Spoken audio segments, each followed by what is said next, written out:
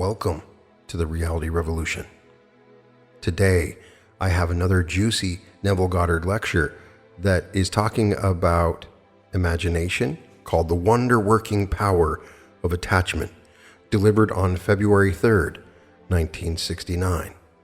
In this, using the concept of attachment, he gives us a number of different stories and discussions with some really good question and answers as well. The wonder-working power of attachment.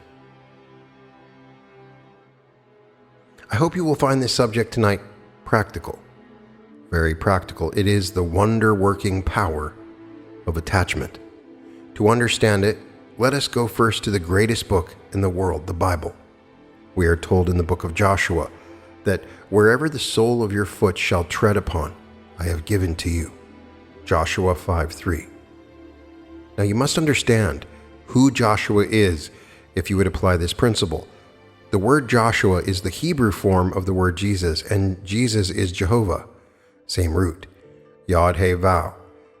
The word means Jehovah is salvation, or Jehovah will save, or Jehovah saves. So really, it is all to himself. It's not one being promising another.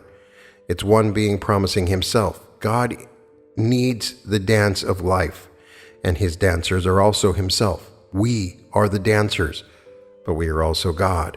God's name and himself are one. His eternal name is I Am. Could you be any place in this world and not know that you are? Before you know who you are, or what you are, or where you are, you do know that you are. So without voicing it, you're saying I am. That's God. Is there any place where God is not? There is no place where he is not, and there is nothing that he is not. If there is something, then it would have to be God. Now, all things by a law divine in one another's being mingle, if you will accept this interpenetration seriously. And I'm speaking from experience. There are possibilities that are fabulous. You penetrate my brain, not only, but everything in the world. My apartment in this city seems, miles away. New York City, 3,000 miles away. Where I was born, 5,000 miles away. I'm not denying that they are not here. But if I accept interpenetration, then they're also in my brain. So if I desire to go tonight to where I was born, I may not have the means, I may not have the time. Unnumbered things may stand between me and my desire. But if I accept interpenetration, I could, while standing here, be in my island home of Barbados. I could enter into this image in my imagination, approaching it on the fiery chariot of my contemplative thought. I've done it. I do not do it lightly anymore, because I know from experience, if I do it, having done it, I may now lose the desire, but I will be compelled to make the journey. Conditions will so arrange themselves, I will be compelled to make that journey. So I do not treat it lightly. Now, this is not just a journey in space, but anything in this world that you desire, I don't care what it is now, penetrates your brain. And it's right here where you are, wherever you are. I'm not denying that Barbados is in what is called the outer world. But I know from my own experience that I really am. The being that I really am is all imagination. I also know that God is man and exists in us and we in him. That the eternal body of man is the imagination, and that is God himself. Blake, Annotations, Berkeley Lacoon. If I, in imagination, will enter into any image in this world that I desire, if I will actually enter into it, there is no power in the world that can stop it from becoming an objective fact in my world. No power. Now, what is the secret that makes it so? Reality is controlled by feeling.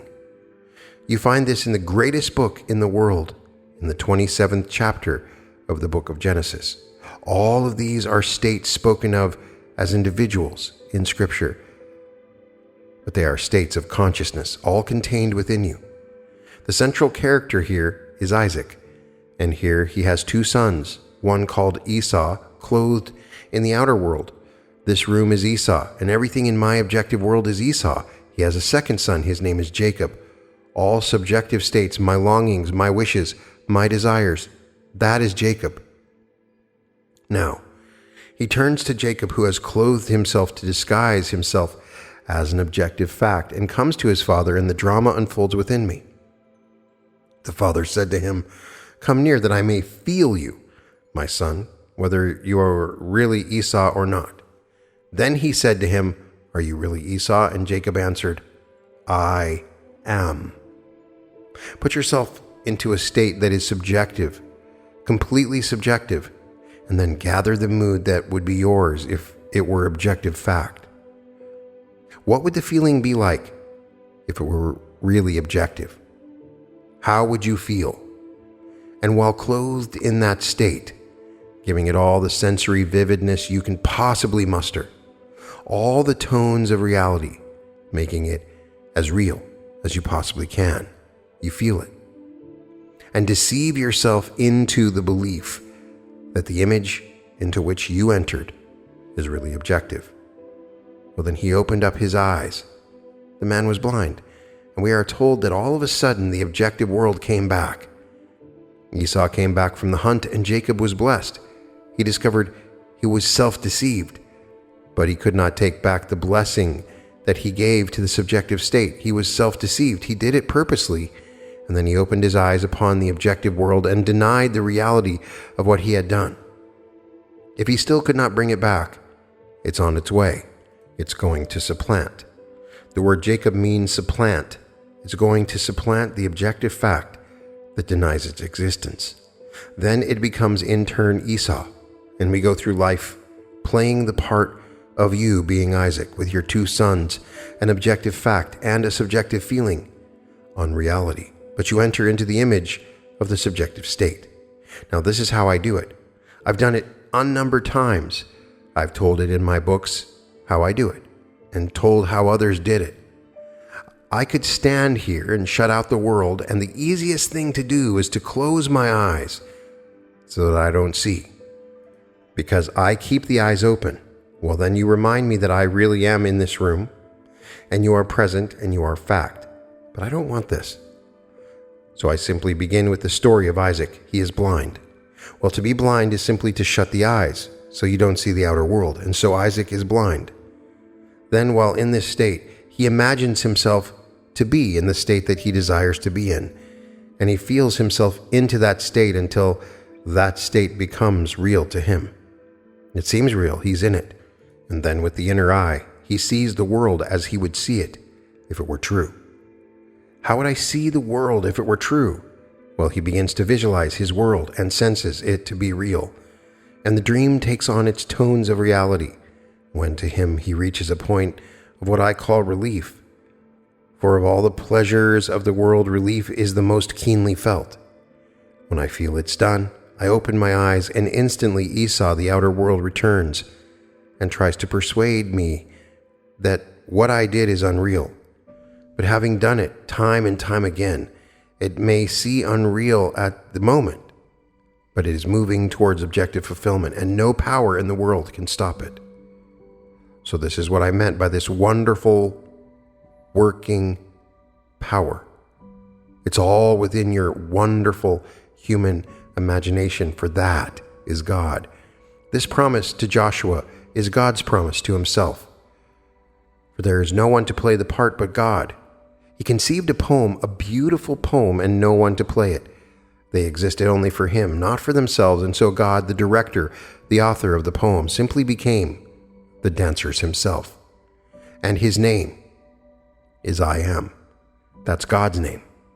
That is my name forever, and for all generations I will be known only as I Am. Exodus 3:13 through 15. Before I say I am John or Neville or Peter or a man or a woman, I simply am. Now I clothe myself with what I would like to be: rich, poor, known, unknown, anything in this world. Simply clothe yourself in it and feel as you would feel if it were true, and then drop it. Open your eyes upon an objective world that denies the reality of what you have done. It doesn't matter. As you're told in Scripture, I have blessed you, and I cannot take back my blessing. I feel that which was subjective to be objective, and it seemed to me to be real, and so I gave him a blessing. Now, I cannot take it back. So Esau went out disappointed. The outer world that is now is going to be supplanted. He supplanted that it will be supplanted by something other than itself. His brother, the subjective state, will clothe itself in objectivity and take the place. If you're poor and you've clothed yourself in feeling of being secure, what feels secure to me, it comes into your world and removes the objective insecurity. Well, the insecurity vanishes, disappointed that it didn't get the blessing to remain alive forever and forever. All these are states within you, all states of consciousness. Everything in this world is God made visible. There's nothing but God. There's no room for anything but God. So all things by this law divine in one another's being mingle. Go to the moon, as we have just circled it, is remote in space, and yet it penetrates my brain, and therefore it is there in my brain. Now I can take you with me and show you the earth from the moon, but you can do it yourself. You can be in any point in space that you can conceive and imagine yourself to be there and view the world as you would see it from that point in space. When I was actually denied freedom in the army, I did not appeal. I couldn't appeal because the laws of Caesar denied my right to appeal beyond my commanding officer, and so I couldn't appeal it. But I could by this principle. So he said, disapproved. And that was the final in the world of Caesar. But it wasn't final in the world of God, and I simply assumed that very day that I was honorably discharged and in my apartment in New York City. That's 2,000 miles away from Camp Polk, Louisiana, so I gave it feeling. I, first of all, slept on this little cot in the barracks, but I assumed that I was in my own wonderful, comfortable bed, and I was not then on furlough. I made that very, very clear to my mind's eye that I was honorably discharged, and now once more a civilian. Then I felt the little cot. I felt it to be my bed. My wife is on the other bed in my imagination. My little girl is in her bed. Then I got off the bed, and I went to the window, and I looked out upon a familiar scene that could only be seen from my bedroom window, and that was the Hawley Apartments across the way on Washington Square. I imagined I looked to 6th Avenue. I imagined I looked to Washington Square, and then I walked through my familiar scenery. My living room, my dining room, kitchen, everything. Then I retired, went back to bed, got back in bed, and slept in bed in New York City as though it were fact.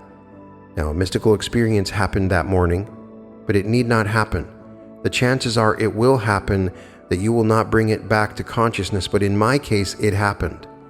I saw a sheet of paper, and I saw a hand from here down, and it held a pen. It scratched out the word disapproved from the sheet of paper that resembled the application that I made that day. Then it wrote in a very bold way, approved. Then the voice spoke to me. It was my own voice, and the voice said, that which I have done, do nothing. Then I woke in this world, and it's 4 a.m, so I did nothing. But 9 days later, the same one who disapproved my application called me in, and I was that day honorably discharged from the army, and I did nothing. I knew exactly what I had done, and it was moving towards its objective confirmation, and no power in the world could have stopped it. The same man who disapproved it was the man who approved it 9 days later. Without further application on my part, I was called into his presence, and that was it. I can multiply these beyond number, not only in my own case, but those who believed it as I told the story. So I tell you, everything is possible to the individual if he knows who he is. You are the Joshua of that 5th book in the Bible, and Joshua is the Jesus of the New Testament, and Jesus of the New Testament is the Jehovah of the Old Testament, and that Jehovah, who is Joshua, who is Jesus, is your own wonderful human imagination. When you say, I am, that is He. But as long as you see Him as something other than yourself outside to whom you turn and pray, well then, you will not apply this principle. You simply give up all foreign gods, all idols, and come down to the one and only God. And His name is I Am. But if you say, Jesus trained as I was born and raised in a Christian faith, and I still call myself Christian, I am a Christian, well, if I think of Jesus as I was trained, He's on the outside. I had to have this revelation and then to put it to rest and to prove it, to know who Jesus really is. And there never was another Jesus. There never was another Joshua. There never was another Jehovah. There's no place in this world for one other than God. He is actually the director of the great dance of life, and all the dancers are Himself. Whether you play the part of a bum, that's God dancing the part of the bum, but you need not play the part of a bum. If you play the part of a billionaire, that's God dancing to the tune of billions. If you play the part of anything that's God, there's nothing but God. Now, nothing can act but where it is, only where it is, but where is it? If I am God and I know that we are God, where would you go that God is not? If you make your bed in hell, God is there. If you make it in heaven, God is there. So where could I go that God is not? Everything penetrates me. But everything, therefore I don't have to go any place. It's all here. I simply adjust within myself and move from one state to another state. I don't have to travel to go to Barbados. I will go to Barbados if I make the adjustment here that I do know. It was a very cold September night in New York City, and I had brought out my book, Your Faith is Your Fortune. In the usual crowd, usually in excess of 1,000, I gave 3 lectures a week on Wednesdays, Fridays, and Sundays. Sunday nights. There was no charge, just a voluntary offering, so naturally there was no place big enough. I rented a church just off Times Square that sat about 1,100, and it was always crowded. But this night, because of the snow, 12 or 15 inches of snow, people couldn't get through, and that night we had not more than 150 or 200, and it was my first book. In the true sense of the word, Your Faith is Your Fortune. Well, that night, maybe 50 copies were sold. I ran the presses on 5,000 that night. Because of the cold and the snow, I said, oh, to be in Barbados, just to be with all the palm trees and the warmth and the odor of the tropics. I went to bed in my place in New York City and felt myself in my mother's home in Barbados. Even to the hearing of the moving of the leaves, that tropical atmosphere, I could smell it and I could see it. Went sound asleep in that atmosphere. Then came a cable from my family saying they knew I couldn't come because of the lack of transportation, for no planes in those days were flying. War was on and Mother was dying if I could possibly make it. If any ship was coming, this would be the only time to see her. My wife and I sailed within 24 hours on the one ship that was moving out, the old Argentina. I had put myself in Barbados, and I had to fulfill it and cancel all my other plans for my wife, and I had sent off a check to Maine to reserve accommodations for the summer. In fact, the year would be 41, not 42, and we had to cancel that because this was under compulsion, and I had to make the trip. So I don't treat it lightly. When I say you adjust yourself to a certain state and make that state real, you feel it, for reality really is controlled by feeling. The day will come that all we now think to be laws of nature and laws of science and laws of this, they will discover they aren't so at all. Feeling will modify or even void them, and they aren't so at all. So this wonder-working power is all within you. If you know who you are, if you're going to get down on your knees and pray to an external God, you don't know the power. If you know who you are, whether you be in church or in a bar, doesn't make any difference. Wherever you are, God is there. And whatever God is, it's holy. Take off your shoes, for the place on which you stand is holy ground, no matter where you are. Let no one tell you because you are in church, you are in a more holy place than if you are actually now in what is called a brothel. For if you are there, and you know who you are, then you know the holy place. And while standing there or sitting there, you can make an adjustment all within yourself and then give it the tones of reality. Give it all the sensory vividness that you can possibly muster. You feel it. If you can feel it and make it real, when you open your eyes upon the objective world and it denies the reality of what you just did subjectively, it doesn't matter. It's moving toward its fulfillment. Everything in this world works in this strange and wonderful way. Most of us who are doing it are totally unaware of what we are doing. As Blake said, I will never be certain that it was not some woman treading in the wine press who started the subtle change in minds men's, or that the passion because of which so many countries have been given to the sword did not begin in the mind of some shepherd boy, lighting up his eye for a moment before it ran upon its way. Someone in a dungeon feeling themselves, well, abused by society, and while they simply imagine and carry on within themselves what they would like to happen to those who place them there. The ones who place them there think that now we are safe because he is in the dungeon. And they do not realize that that one in the dungeon is going to actually cause the convulsion of the world. Who knows who tonight is actually carrying on in their imagination? You can't stop them. Who in the world can stop them? Well, in their imaginations, they are simply conjuring numberless things that may be unlovely. But if I know there is only God, who in this world would I want to hurt? No man would ever in eternity shoot another. He could only shoot himself, who is God. There is no other. So I think I'll rub him out with a bullet. So I shoot him and I think that's the end of it. It is only myself that I did it to. There is nothing but God. He is the one and only reality. Here is the great Shema, the great confession of faith of Israel. Hear, O Israel, the Lord our God, the Lord is one. Deuteronomy 6:4. If you keep that in mind and never wander from it, you can't go wrong. If God is one, then it can't be another. I can't be another. It's the one body fragmented because all use the same name. I say I am. So the whole vast world is God fragmented. And now the poem will become alive, and he gathers himself, not another. But this time, they are living stones, not dead stones, all back into the same destroyed temple, for the body of God is the great temple. That one body deliberately shattered itself, and all became simply one body. Now as I gather it one by one back into the same body, the body becomes more luminous, more transparent, more creative, for God is ever expanding. People speak of an absolute. An absolute what? This is an ever-expanding creative being that is God. So this wonder-working power is in your own wonderful human imagination that is God.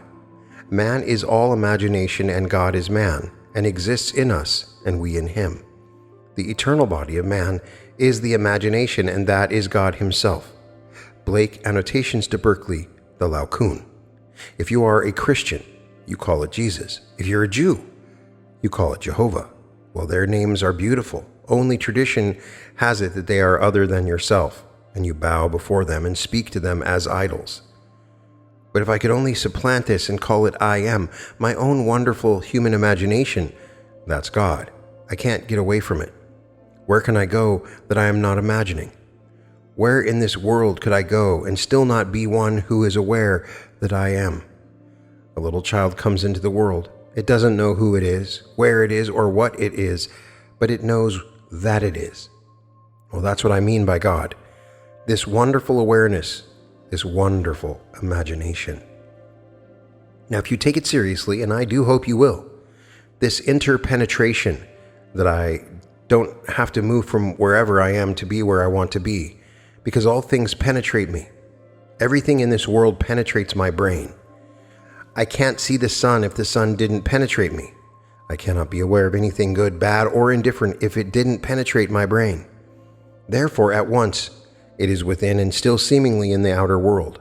But I don't have to make the journey in the outer world to get it. I simply adjust myself within myself. For no matter what I behold, though it appears without, it is within in my imagination, of which this world of mortality is but a shadow. Blake, Jerusalem, plate 71. So I simply adjust within myself. When I do it with a feeling to the point of relief, where I can feel relief, It's a committed act, and it's done. Then, in a way that no one knows, I'll be led across some bridge of incidents, some series of events that will lead me from where I was up to the fulfillment of what I did within myself. I don't have to consciously build the bridge. It simply unfolds in my world. I will meet a seeming stranger. I will meet others, and all will add up towards the fulfillment of that which I did within myself. On reflection, I may even give them the credit. Maybe they want to feel that they had much to do with my success. All right, give them credit, but I must always bear in mind they are only playing the part they had to play, because all things by a law divine in one another's being mingle. So they penetrated me. I penetrate them, and we are one. If we can play the part necessary for that rung in the ladder that I must walk, well then, they'll play the part without their knowledge, without their consent. I don't think of them as individuals. I just think of what I want as an end. So if I would really steer my thoughts wisely in this world, I must be aware of my imaginal activity, or at any rate, the end which I am shaping. For without a purpose, without an end, there is no vital life. A vital life would be an impossibility, as impossible as to expect a light bulb to give off light when it is not attached to the power line. The power line is I am. Well, what am I? Well, now that is the light. As I name it, that is the bulb. Is it attached to the power line? Then it will become luminous. It will become objective in my world. So here in this night, dream nobly. I don't care what the dream is, but make it a noble dream. Because everyone in your world is yourself pushed out. Just take some noble concept of life that you would like to experience, and without asking anyone whether it's possible, without asking anyone to aid you in the fulfillment of it, adjust yourself within yourself, and you don't have to do anything. This very night, just simply move within yourself and feel it. Then give it reality. Feel what it would be like if it were true. Look at your world from this point, and then open your eyes upon the objective world that denies it. Doesn't matter. Read the story carefully when you read in the 27th chapter of the book of Genesis, but bear in mind who the characters are. All the characters of Scripture are personifications of eternal states, not persons as we are. They are states, eternal states, and learned to discriminate between the state and the occupant of the state. So Isaac is a state, and his sons are states, and you always have the two sons, your present objective world and your present longing, which is subjective.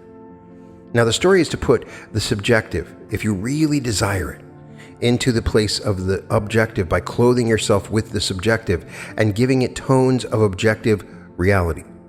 Then it supplants. It's done. And you go from there to another state and another state. And one day you'll reach the state called Jesus. You will have the story that it describes in the books of the Gospels, the four Gospels. That entire story from beginning to end will recreate itself within you. And then you'll know who you are. Everything said of him will be recreated within you, casting you in the central role. Not an observer, no spectator. You are the star in the drama from beginning to end. Then you will know who you are. The story is truer than those who talk about it and teach it. Dream it is. Our priesthoods of the world haven't the slightest concept of the depth of this story and what it really is.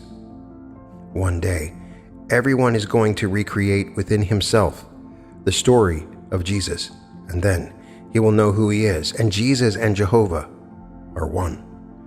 And only this saves man from this world of Caesar. You are redeemed from within yourself by recreation at a certain moment in your life of the story of Christ Jesus. At the end of these lectures, Neville would give 2 minutes of silence, followed by questions and answers, and we have several questions and answers in this lecture.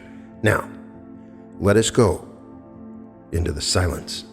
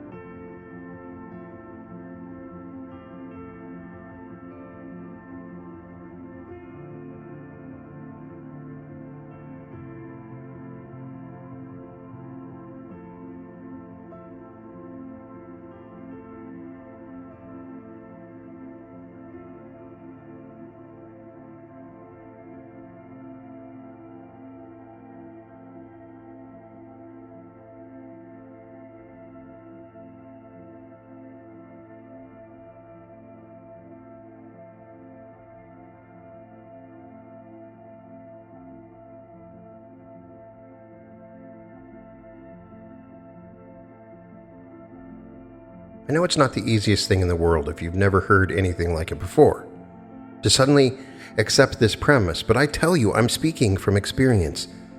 I'm not theorizing, and I'm not speculating. Question: that woman in the dungeon that you were speaking of, imagining all these horrible things, suppose there were someone on the outside knowing she was imagining these terrible things. Could the other person conquer? There might be a clash. Neville says, well, no. I would not think that there is such a person, but I'm not denying that there are such people in the world who feel resentful if any good happens to another. For instance, I can sympathize. It's so easy to sympathize. How many of us can empathize? You go into a bar and someone has lost a friend or just notified that their son was killed in Vietnam and the whole neighborhood comes to commiserate. They will simply show all their sympathy. The same family now, let it be known, they just won a sweepstake ticket for $500,000 and you find enmity. You don't find empathy, where they all want to run over and rejoice with her, but you say, why didn't it happen to me? Why should she get it? She smokes, she drinks, she carouses. I know things about her. All these things happen and no one empathizes with her, but they're willing to sympathize with her, so we haven't actually exercised within us that quality of empathy. So I wouldn't think of someone who may be doing it. Let me think only in terms of myself, because it's one way. I cannot deny the fact that this shattered being fragmented as God into unnumbered centers of awareness, that there are centers through God, not knowing who he is or she is, exercise it unknowingly and in unlovely manner. Well, let me be concerned with what I am doing rather than what I think the other may be doing. Question: inaudible. To that degree, could you not? Neville says, well, you simply would modify, but you can't stop someone from actually exercising their unlovely ideas. The other person would say, I only imagined it, therefore that isn't real, and they don't believe they are the cause of convulsions. I can't conceive that a drop of rain, that a vibration, that a patch of color is not a miracle produced by an imaginal activity. Everything is the result of an imaginal activity. God is all imagination, and so is man, because they are one. Look into the world and see if there is something that wasn't first imagined. The room is real, but before we call it reality, it was first imagined. The dress you wear, your hair, everything about you was first only imagined, and then it became what we call reality, a proven fact, but it's preceded by a cause, and the cause was an imaginal act. Question inaudible concerning Esau and Jacob. Neville says, the story is that they both were in the same womb together, that Rebekah felt a conflict within herself. Well, I am Rebekah, and I'm also Jacob. I am Jacob, and all the characters of the Bible, where there's a conflict in everyone who has a desire that is not realized. So what is now realized is his Esau. It's the objective world that is clothed in hair. He was covered in hair all over. Well, there's nothing more external to man than hair. You may not see it, but you put it under a magnifying glass. His whole body is a forest. Sometimes it becomes very obvious, and if he didn't have a human face, they think he was a monkey because he's covered all over with hair. They said that Esau came out and he was covered all over with hair. It's showing you that the external state is Esau. It comes first in a man's world. Then Jacob came after him, holding on to the heel of his brother. When Jacob came out, he was called Jacob because he was a supplanter. He supplanted his brother in the affections of God. God preferred Jacob to Esau. In fact, he said, I hate Esau, but Jacob I have loved, as told us in the last book of the Old Testament. So here the conflict is taking place within me. Two souls are locked within my breast. One to heaven doth aspire, and one to earth doth cling. The eternal story, whether you are taking the story of Faust or you're taking the story of the Bible. But I prefer the story of the Bible, and Rebekah wonders, why does this thing take place within me? And then before they came out, judgment was passed upon them. That one who was not yet born, I hate. And the other one, who is not yet born, I love. Well, now that I go through the world with that. And remember, Isaac is blind. It's a very strange thing, but you'll find the same story repeating itself all the way through. So I have a desire, but the desire isn't realized. What is in its place, I would like to rub it out. A person tonight desires to be happily married, and they're not happily married. That's Esau. They'd like to be happily married. Well, if they were happily married, that other state would have to vanish. So they put themselves into a state of being blissfully happy, proud of the new name that they bear, and live in that state as though it were true. Well, they open their eyes upon the world, and they see, and what they see denies the reality of what they've just done. But let them be faithful to this subjective fact, which is not now an objective one, and tomorrow it will become the objective fact supplanting the present objective state of singleness or barrenness, or call it what you wish. This is the law, this is the principle.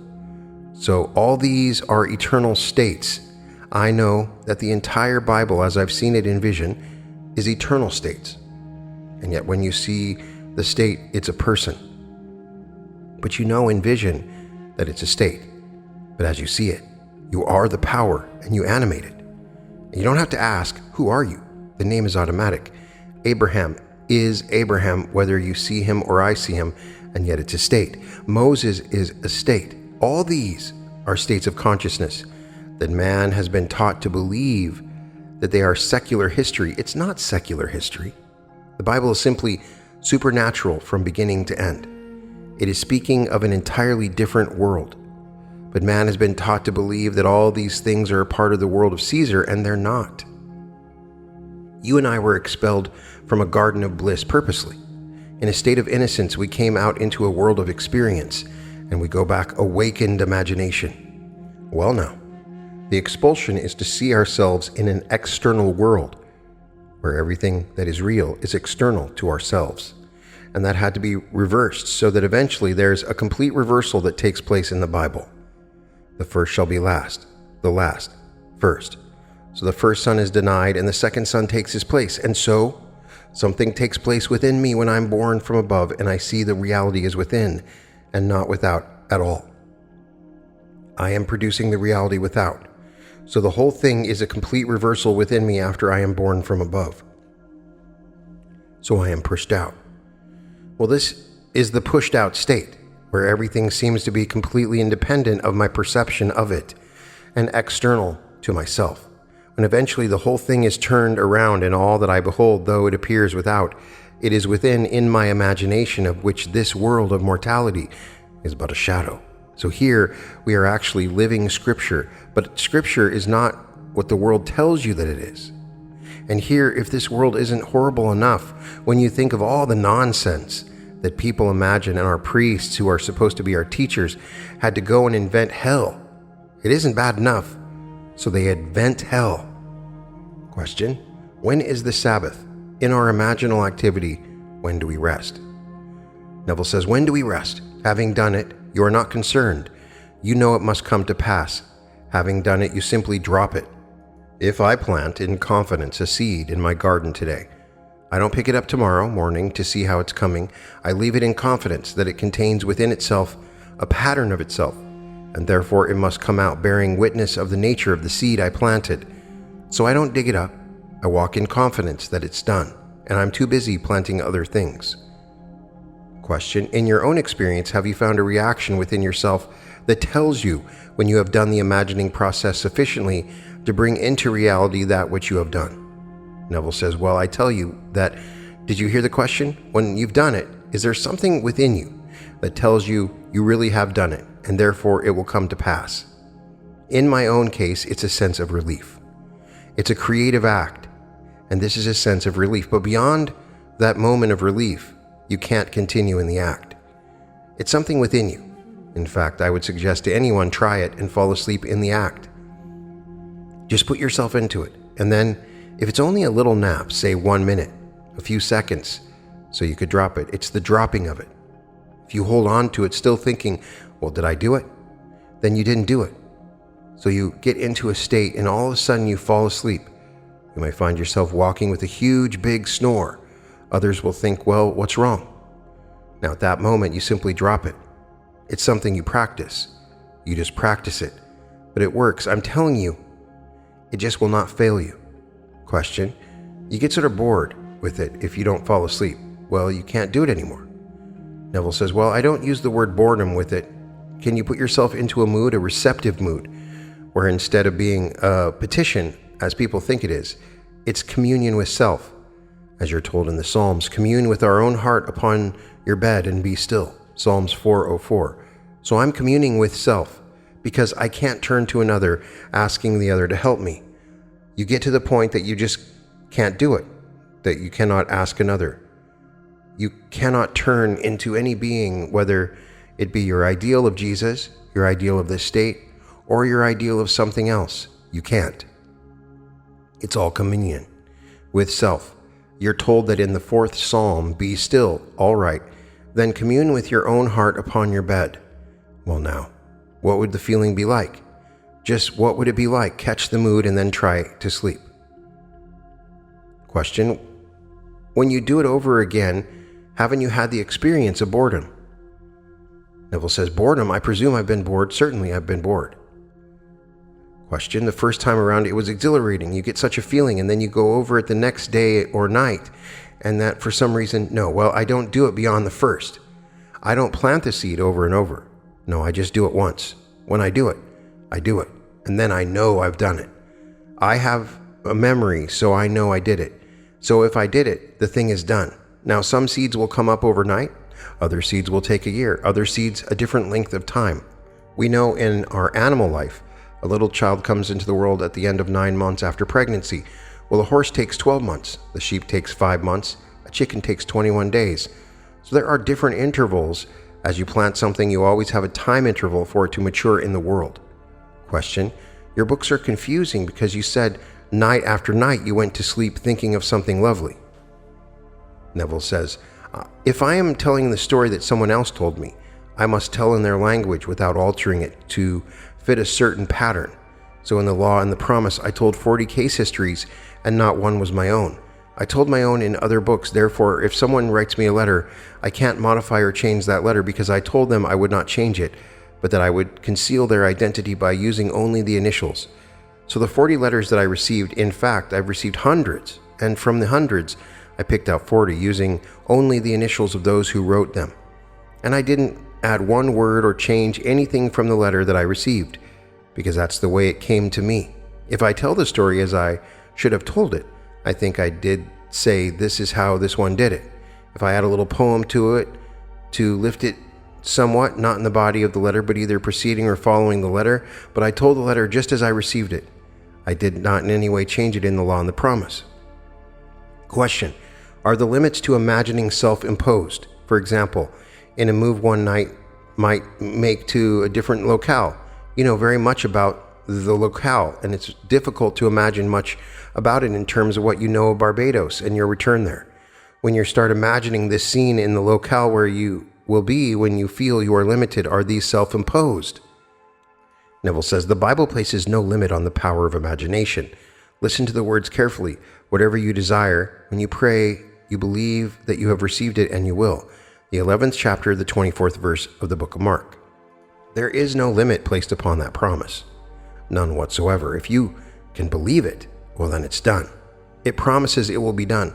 Man places the limit because I know no one to whom I could turn to feel that I have $100,000.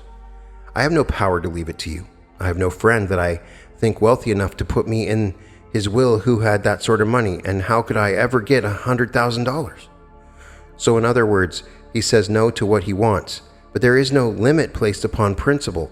Man places the limit, yet everyone in the world that has reached any point, almost everyone at birth had nothing, and no one would have put a dime on a bet that he would ever become something. So here we have it before us every day, but we didn't know about that. We know now, but we look how many. We always try to find something to justify our own limitations, but the limit is placed by us.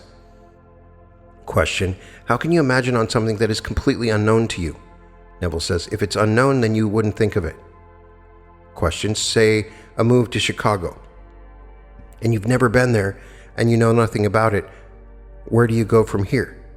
Well, if Chicago is 2,000 miles from here, and it's east of us, if I stood here now and adjust myself to an area that I would say is Chicago, I would think of a city I know well, Los Angeles, and see it 2,000 miles to the west of me. If Los Angeles is 2,000 miles to the southwest of where I am standing, then I must be in Chicago. Good night. And this concludes the wonder-working power of attachment. Now, in this particular lecture, the question and answers hit upon some important subjects that we need to talk about. Common questions, for instance, how do you know when your imagination has worked and you can let it go? He says it's a feeling of relief.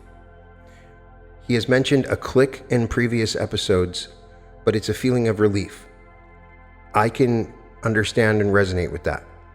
I've had that feeling of relief, as opposed to other times when my imagining didn't appear to work. I didn't have that feeling of relief. It's done. It depends on what I'm imagining, but certainly that feeling of relief is a good signpost. Now, he says here a very interesting fact, and I think they kind of pointed out a contradiction, and I don't think he answered it fully because we've read all of his lectures. He says, I only imagine it once, and that's it. Just plant the seed once, and that's it. But then he often says, as he mentions in the Law and the Promise, that you went to sleep thinking of something lovely night after night. And Neville says night after night often. What he is saying is he only has to do it once. But you're constantly imagining all the time, and you're constantly planting seeds. So if you plant a seed and then plant another seed right on top of it, you're going to mess up that planting. So I do believe that repetition in imagining is important. Neville is saying it's not. And he's saying he just read the letters in the Law and Promise, and so he wasn't contradicting himself. But I do believe that he has said many times what you repeatedly imagine is important. Clearly, we can understand the logic of it. You're always imagining. You're always imagining. So if you're continuing to imagine, you can plant the same seed multiple times. It will come into fruition. You're not planting in the same spot. I don't know. I'd love to get your opinions on multiple forms of imagining. Now, the other point that is mentioned here, he mentions earlier in the lecture, after you feel it, you drop it. You let it go. It's not important anymore. And later in the questions, they ask about the Sabbath. When should the Sabbath occur? And that is, once it's done and you know it's done and you have that relief, you drop it. You let it go. You move on to other things. If you continue to imagine on it, then you can end up messing your manifestation. Now, I just got done saying that I go to sleep every night imagining the same thing. Then I got done saying that we need to keep the Sabbath. Obviously, I'm contradicting, right? I think it's different for everybody, and I think it depends on what you're manifesting. There's a point where there is an intensity and a relief, and then you let it go. But up until that point, and so because of the experimental nature of imagination, everybody has a different answer to this. You should continue imagining until you feel that clear relief that it is done. If there is an intuitive calling, a voice within that says it is done, if there's a click that it's done, there is some symbol or sign. And what I recommend is that you keep an idea and maybe a journal and monitor yourself when you go through this process of using your imagination. Try to see how you feel when you're done, and you'll get better and better at it, and you'll reach a point where I know that feeling. Now it's done, and now I can let it go. I think it's a little different for everybody. I think that we should continue to imagine until we feel that feeling of relief. I've always been one to continue to imagine until it's done. And perhaps I've messed up manifestations in the past by not keeping the Sabbath. So it is a science, like throwing a baseball and hitting the strike. They don't do it every time, but when they do, it's awesome and everybody cheers. And I kind of feel like imagination is like that. It has this element that you need to experiment and continue and practice and document it and evaluate it from your higher self and as the neutral observer. And you will learn that sign when it is done. Perhaps it's a feeling of relief, whatever it is. Please put in the comments, because this is a laboratory and we're all sharing our own experiences. How do you know when your imagination has completed its process, and when do you keep the Sabbath? You can find all episodes of The Reality Revolution at therealityrevolution.com. Please check out my art website. We have new art coming up every day. www.newearth.art, and welcome to the Reality Revolution.